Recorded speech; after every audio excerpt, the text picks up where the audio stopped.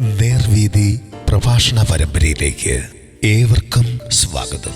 സുവിശേഷകൻ കുഞ്ഞുമോൻ തോട്ടപ്പള്ളി ഇപ്പോൾ നിങ്ങളുമായി ദൈവവചനം പങ്കുവയ്ക്കുന്നു. ശ്രദ്ധിച്ചാലും.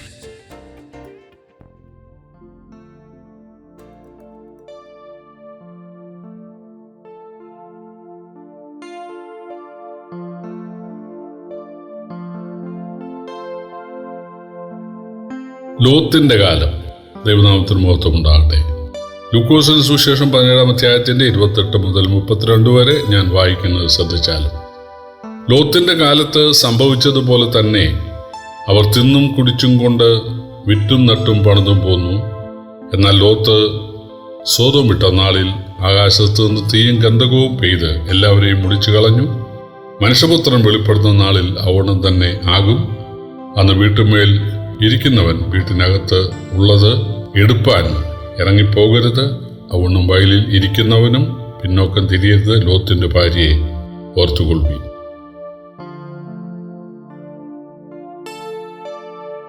ജലപ്രളയാനന്തരം 1 വർഷം കഴിഞ്ഞപ്പോൾ മനുഷ്യർ പിന്നെയും പാപത്തെ സ്നേഹിക്കാൻ തയ്യാറായി.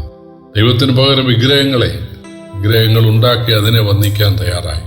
സകലവിധ പാപവും മദ്യപാനം ഉൾപ്പെടെ സകലവിധ വെറുക്കൂത്തുകളും അവർ ചെയ്തു. പറയാൻ കൊള്ളാത്ത തരത്തിലുള്ള പാപങ്ങളായിരുന്നു.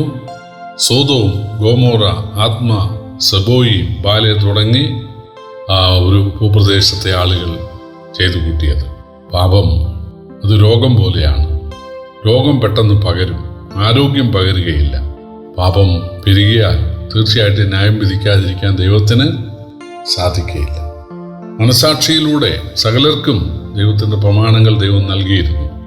പക്ഷേ ആ പ്രമാണത്തെ അവര് കാറ്റിൽ പറത്തിക്കൊണ്ട് ഓരോരുത്തരും ബോധിച്ചതുപോലെ ജീവിച്ചു, ദുർനടപ്പാചരിച്ചു, മ്ലേച്ഛമായ കാര്യങ്ങൾ ചെയ്യാൻ തയ്യാറായി. ദൈവം വെറുക്കുന്ന പാപങ്ങൾ ചെയ്യാൻ അവർ തയ്യാറായി.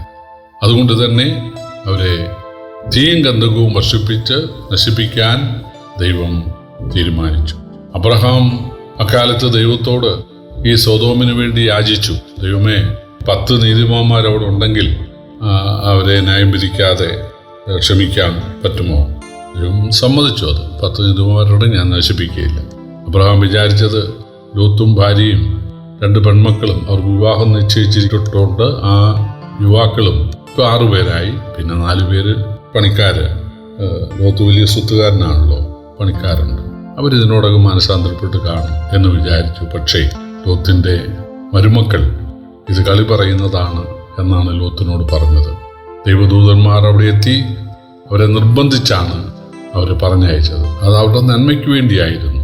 ദൈവദാസന്മാർ വീടാന്തരം കയറി സുവിശേഷം പറയുമ്പോൾ ആളുകളുടെ ധാരണ അവരെ ചതിക്കാൻ ചെല്ലുന്നതാണ്, അവരുടെ ദശാംശം വാങ്ങാൻ വരുന്നതാണ്, അവരെ ചൂഷണം ചെയ്യാൻ വരുന്നതാണ്.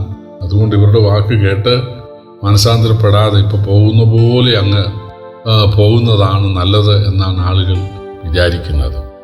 പക്ഷേ അവരുടെ നന്മയ്ക്ക് വേണ്ടി ദൈവദൂതന്മാർ അവരെ വലിച്ച് ഇറക്കി പുറകോട്ട് നോക്കാതെ ഓടുക, പർവ്വതത്തിലേക്ക് ഓടുക എന്ന് പറഞ്ഞു.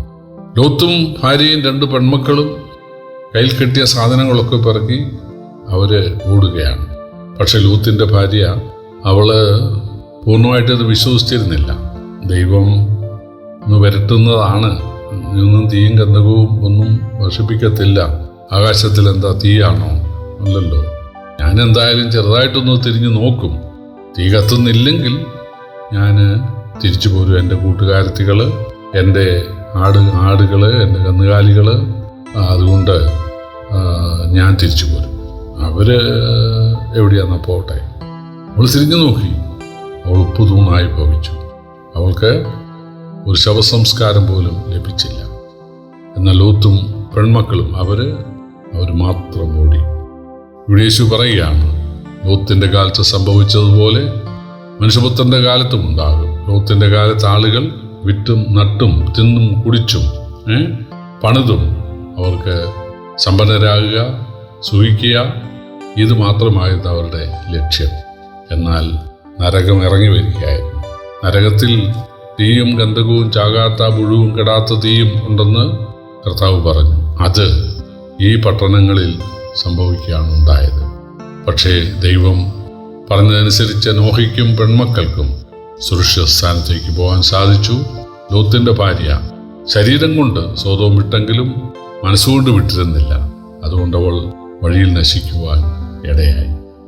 കർത്താവ് പറഞ്ഞു, ലോത്തിന്റെ ഭാര്യയെ ഓർത്തുകൊള്ളുവീൻ. പ്രിയപ്പെട്ടവരെ, നമ്മൾ ശരീരം കൊണ്ട് മനസ്സാന്തരപ്പെട്ടുകൊണ്ടായില്ല, മനസ്സാ പൂർണ്ണഹൃദയത്തോടും പൂർണ്ണശക്തിയോടും പൂർണ്ണ ഹൃദയത്തോടും കൂടെ യേശുവിനെ, രക്ഷിതാവായ യേശുവിനെ കൈക്കൊണ്ട് യേശുവിനെ അനുസരിച്ച് ആരാധിച്ച് യേശുവിനായി ജീവിക്കുവാനുള്ള ഒരു സമർപ്പണമാണ് നമുക്ക് വേണ്ടത്. കർത്താവ് പറഞ്ഞു, യേശുവിൻ്റെ വീണ്ടും വരവെങ്കിൽ ന്യായവിധി ഉണ്ടാകും. തന്നെ കൈക്കൊള്ളാത്ത ആളുകളെ തീർച്ചയായിട്ടും സോദോം ഗൊമോറായിൽ ദൈവം ശിക്ഷിച്ചതുപോലെ ശിക്ഷിക്കാനിടയാകും. യേശു ഇനി വരുന്നത് തന്നെ വിശ്വസിക്കുന്ന ആളുകളെ ചേർത്ത് ദൈവരാജ്യം സ്ഥാപിക്കാനും രക്ഷാമാർഗം അവഗണിച്ച, അവിശ്വസിച്ച, പുച്ഛിച്ച, അതിനെ പരിഹസിച്ച ആളുകളെ തീർച്ചയായിട്ടും നമ്മുടെ പാപത്തെ ബോധ്യപ്പെടുത്തി അവരെ ശിക്ഷിക്കാനുമാണ് യേശു വരുന്നത്. അതിനുള്ള എല്ലാ അധികാരവും അവകാശവും യേശുവിനുണ്ട്. കാരണം കാൽവറിയിൽ നരകശിക്ഷയേറ്റ് നൊന്ത് ചങ്കുടഞ്ഞ് മരിച്ചത് യേശുവാണ്. അതുകൊണ്ട് ആ യേശു മടങ്ങി വരാറായി. അതുകൊണ്ട് യേശുവിനെ കൈക്കൊണ്ട് ആത്മരക്ഷ നേടി ഭാവി ഭദ്രമാക്കുവാൻ, ദൈവരാജ്യം ഉറപ്പുവരുത്തുവാൻ എല്ലാ ശ്രോതാക്കൾക്കും ദൈവം ഭാഗ്യം നൽകട്ടെ.